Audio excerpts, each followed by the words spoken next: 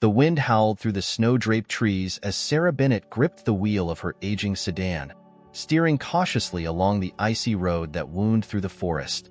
Ahead, the faint glow of Christmas lights from Pine Hollow flickered against the horizon, a cruel reminder of the season she could no longer bear to celebrate.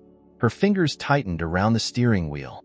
This year, there would be no festive gatherings, no laughter, and certainly no forgetting. The weight of her brother Daniel's absence pressed too heavily on her chest. The family's old cabin stood at the edge of the woods, a solitary structure nestled among towering evergreens. It was the perfect escape from the merriment she had come to dread. Sarah pulled into the driveway, her headlights slicing through the early winter dusk. The air was sharp with the scent of pine and cold earth as she stepped out of the car, her boots crunching on the snow. But something stopped her in her tracks, a faint, pitiful whine that seemed to rise from the shadows beyond the trees. Her breath clouded in the icy air as she followed the sound, clutching her flashlight tightly. There, at the edge of the forest, a dog lay in the snow, its coat matted with blood and dirt. Its eyes, sharp and unyielding, locked onto hers. For a moment, Sarah hesitated, unsure of what to do. But as the dog whimpered again, a pang of empathy overcame her. "Hey there," she said softly, crouching down. "What happened to you?" The dog flinched but didn't run. Carefully, Sarah extended her hand, and the animal sniffed it cautiously before allowing her to touch its head. The fur was coarse and cold, but beneath the grime, she could see the faint traces of a majestic shepherd, a creature built for strength and loyalty, now reduced to this trembling heap. "It's okay. You're safe now," she murmured, scooping the dog into her arms. It was lighter than she expected, its ribs pressing sharply against her hands. Back at the cabin, Sarah set to work cleaning the animal's wounds with supplies from the dusty first aid kit her father had left behind. The dog bore the treatment stoically, its dark eyes fixed on her with an almost unsettling intensity. When she was done, she wrapped it in an old quilt and laid it near the fireplace. "You need a name," Sarah said, her voice echoing in the quiet room. She studied the dog, which had curled into a tight ball but kept one eye open, watching her. "How about Shadow? That fits, doesn't it?" The dog didn't respond, of course, but there was something in its gaze that felt almost like understanding. The next morning, Sarah awoke to find Shadow standing by the door, his tail swishing low and slow. When she opened it, he bolted out into the snow, stopping only to glance back as if urging her to follow. Curious, Sarah pulled on her coat and boots, trailing behind him as he led her toward the edge of the property. Shadow stopped at a cluster of trees, sniffing the ground and pawing at something buried beneath the snow. Kneeling, Sarah brushed away the powdery white to reveal a weathered metal plaque half buried in the earth. The inscription was faded, but she could make out a few words. "In memory of the orphans, 1954, her brow furrowed. She had heard whispers of an orphanage fire that had occurred decades ago, but it was always mentioned in passing, like a ghost story told to spook children. She hadn't realized there was a memorial here, so close to her family's cabin. "Why did you bring me here?" she asked, turning to Shadow. The dog simply stared at her, his breath visible in the cold morning air. Over the next few days, Shadow's behavior grew increasingly peculiar. He seemed to have a purpose, often sitting by the door and barking insistently until Sarah followed him outside. One afternoon, he led her down a winding trail toward the outskirts of Pine Hollow. The snow crunched beneath her boots as she jogged to keep up, her breath misting in the frigid air. Shadow stopped abruptly in front of a grand house perched on a hill. It was a mansion, all sharp angles and imposing stone walls, with windows that gleamed like eyes in the pale winter sun. Sarah recognized it immediately, the Montclair estate.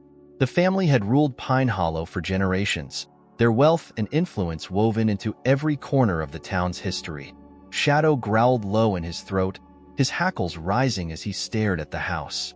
Sarah frowned, feeling a strange unease creep over her. "What is it?" she asked, but Shadow offered no answer. Instead, he turned and padded away, as if satisfied she had seen enough. Back at the cabin that night, Sarah sat by the fire, staring at her laptop. Her fingers hovered over the keys as she searched for information about the orphanage fire. Most of what she found were vague accounts: an electrical fault, a tragic accident. But buried in an old forum post was a single line that sent a chill down her spine. The fire was no accident. Everyone knows that, but no one talks about it. Her thoughts drifted to Daniel. Before his death, he had become obsessed with some local mystery, digging through old town records and scribbling notes late into the night. Sarah hadn't paid much attention at the time, but now, she wondered, could the orphanage fire have been what he was investigating? Shadow, lying by the hearth, let out a soft whine. He seemed restless, his ears twitching at sounds only he could hear. "Do you know something I don't?" Sarah asked him, half joking, but as Shadow lifted his head to look at her, she couldn't shake the feeling that he did. The winter sun hung low in the sky as Sarah trudged through Pine Hollow streets, Shadow keeping pace beside her. His sharp eyes scanned the surroundings, his ears flicking at every sound. After the unsettling night at the cabin, she had decided to visit the local library to uncover more about the fire. The memory of the shadowy figure lingered in her mind, and though she tried to rationalize it, the incident gnawed at her nerves. The library was a relic of another time, its shelves sagging under the weight of dusty tomes and forgotten records.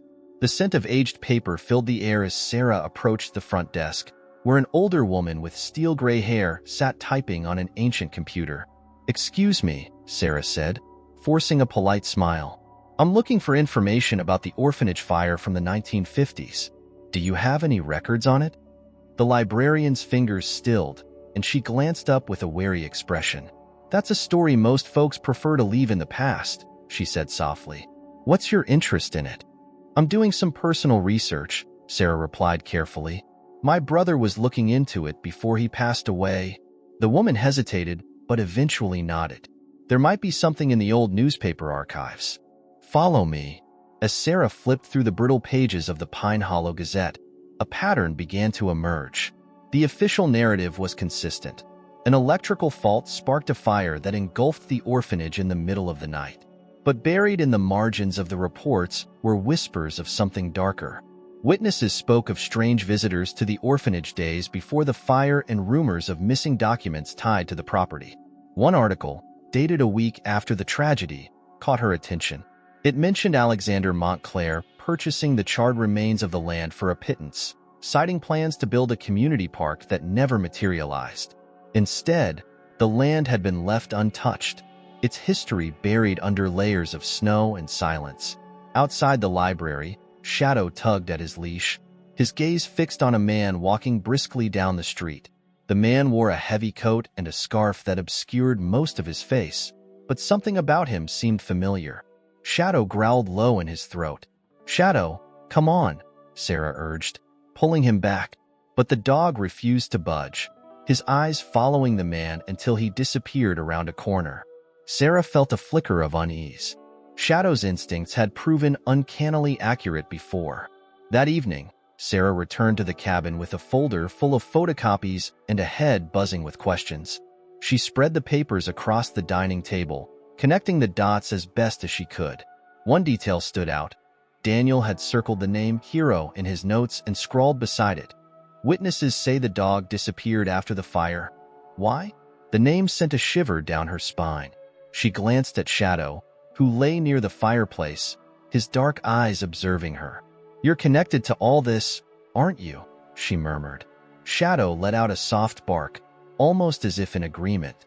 The next day, Sarah decided to visit Pastor Whitmore, one of the oldest residents of Pine Hollow and someone who had reportedly been close to the orphanage staff. She found him tending to the snow-covered grounds of the small church at the edge of town. "I was hoping you could tell me about the orphanage fire," Sarah said after introducing herself. "I've been looking into it, and it seems like there's more to the story than what's in the records." Whitmore's expression darkened, and he wiped his hands on his coat. "You're stirring up old ghosts, young lady," he said, his voice heavy with warning. "That fire wasn't just an accident. Everyone in town knows it, but no one dares say it out loud." "Why not?" "Because the Montclairs control this town," he said bitterly. "They always have. Alexander Montclair wanted that land, and when the orphanage wouldn't sell, The fire conveniently solved his problem. No one could prove anything, of course, but everyone knew. Sarah felt a chill crawl down her spine. And the dog? Hero? Whitmore's eyes softened. Hero was the bravest creature I ever saw. He saved as many children as he could that night, pulling them from the flames. But after the fire, he vanished. Some say he died trying to save one last child. Others say he ran off, scared out of his wits. But there's a legend that Hero's spirit still lingers, guiding those who seek justice. Sarah glanced at Shadow, who sat attentively by her side. Do you think it's possible? He could be connected? Whitmore studied Shadow for a long moment before nodding. I wouldn't doubt it.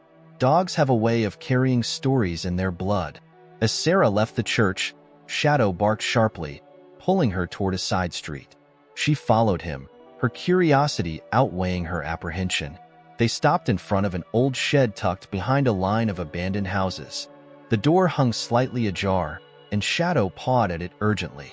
Inside, the air was thick with dust and the faint smell of mildew.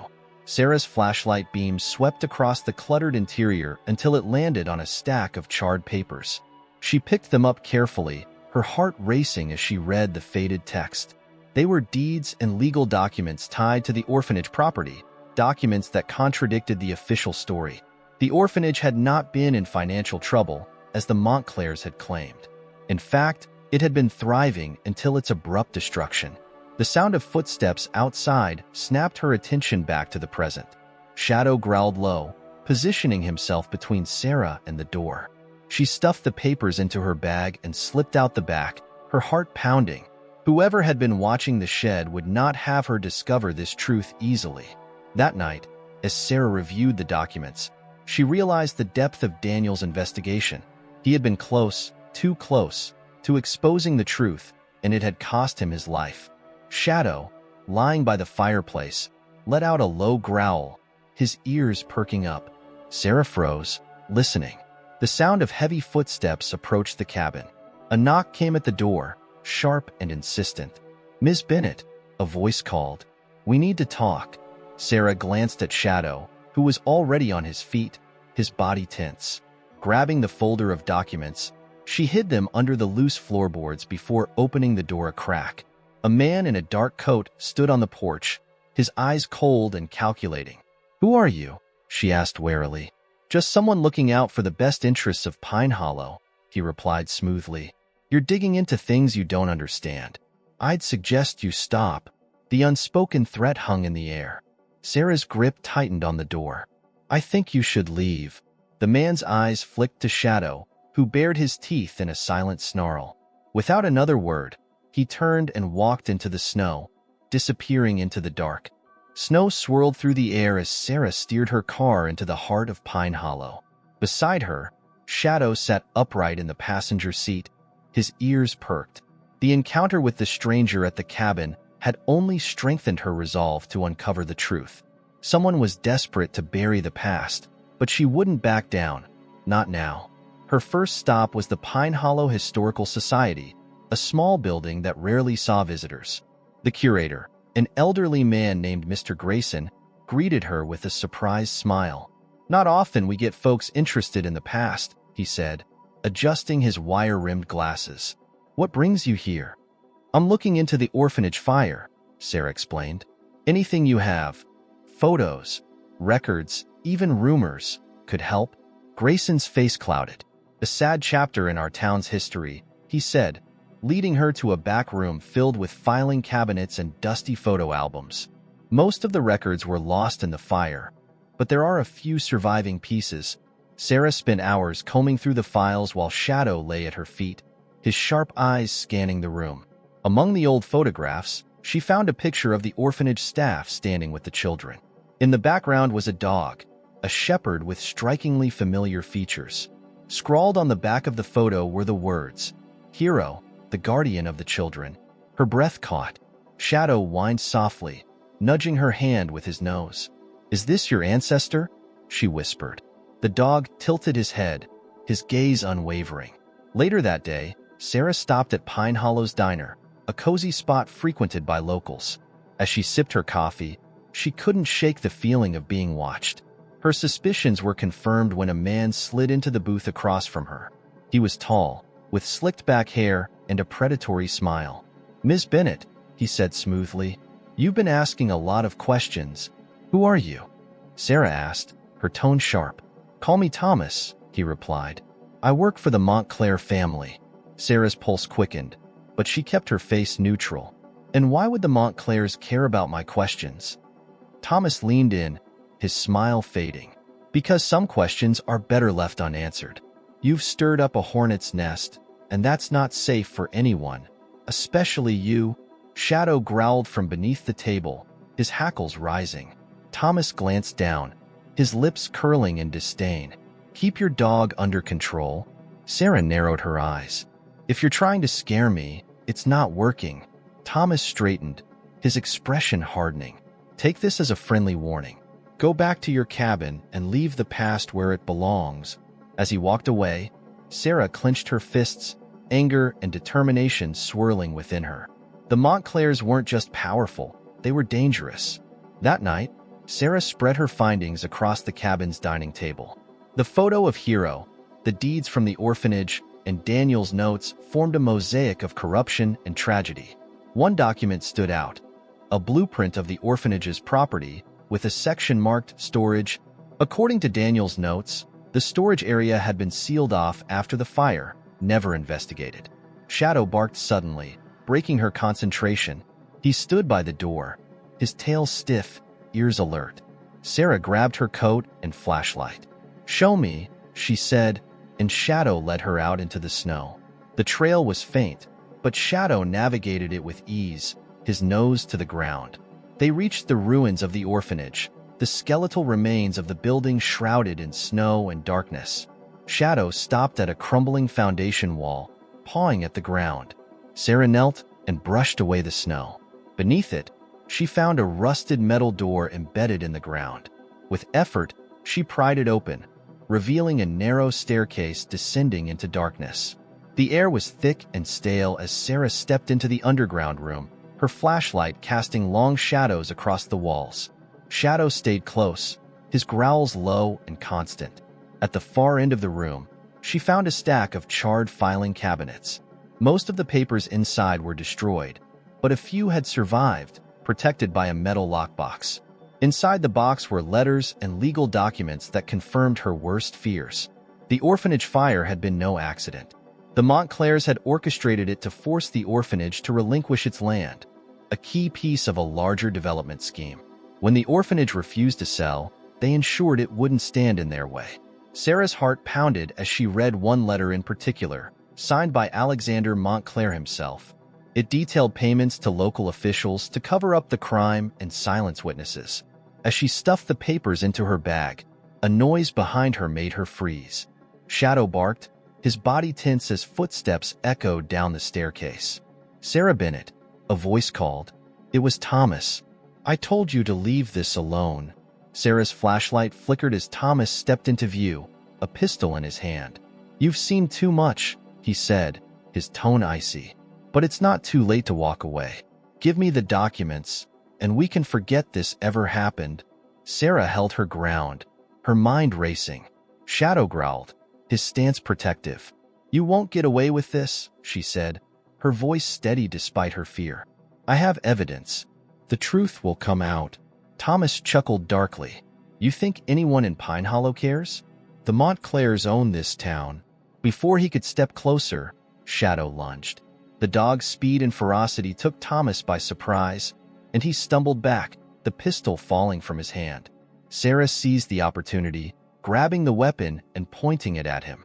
"Get out," she commanded, her hands shaking. "And tell the Montclairs they can't intimidate me."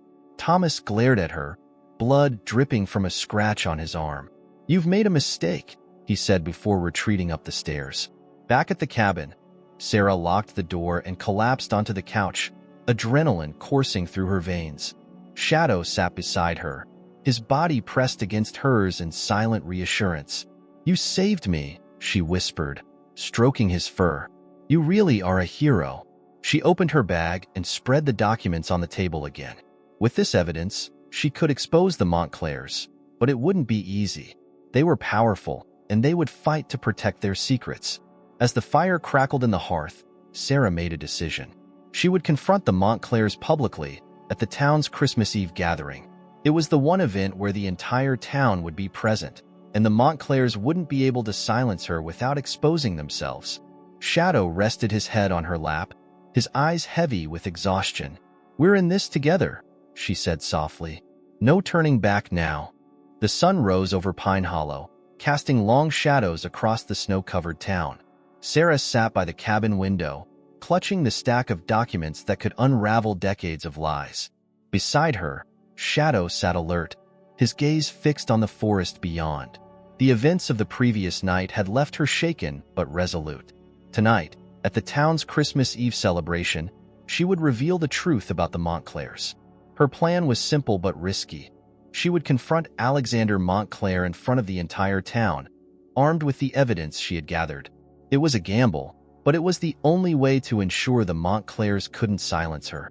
By evening, Pine Hollow's town square was alive with festive energy. Twinkling lights adorned every building, and the scent of hot cocoa and pine filled the air. Children laughed as they built snowmen, and carolers sang under a towering Christmas tree. But beneath the surface, Sarah felt the weight of the secret she carried. She stood at the edge of the crowd, her bag of evidence slung over her shoulder. Shadow remained at her side, his body tense, as though he could sense the storm brewing. Across the square, the Montclairs stood near the stage, their polished smiles masking the darkness Sarah knew lurked beneath. The mayor took the stage, tapping the microphone to quiet the crowd.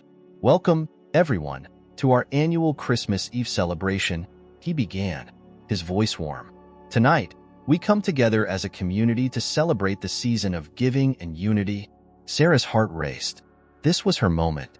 She stepped forward, clutching the documents tightly.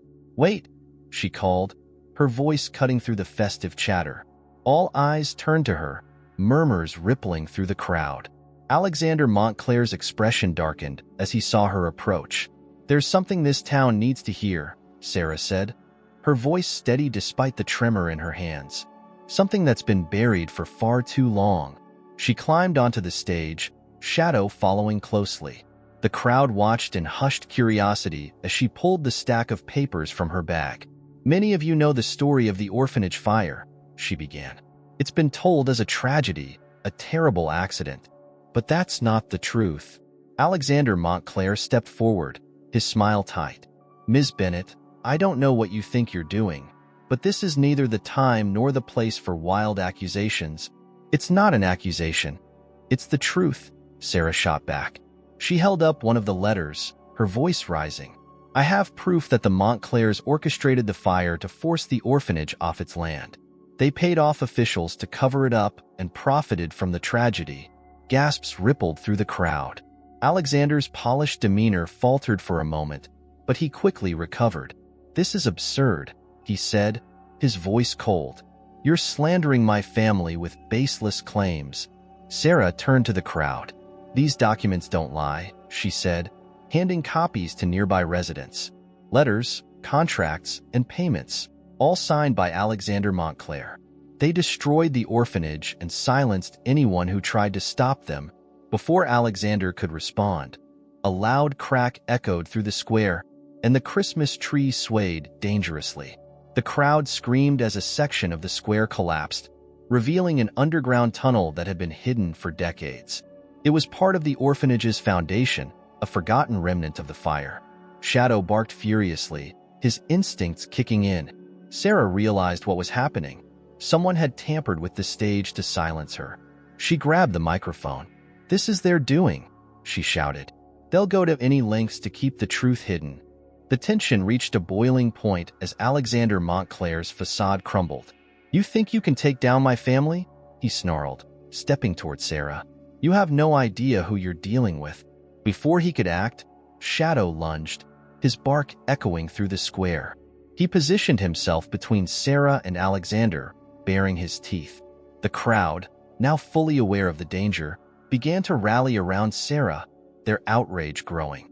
Suddenly, Thomas appeared from the shadows, his face twisted with anger. "Enough!" he shouted, pulling a pistol from his coat. The crowd gasped, retreating in fear. Thomas aimed the weapon at Sarah, his hand shaking. "You should have stayed quiet," he growled.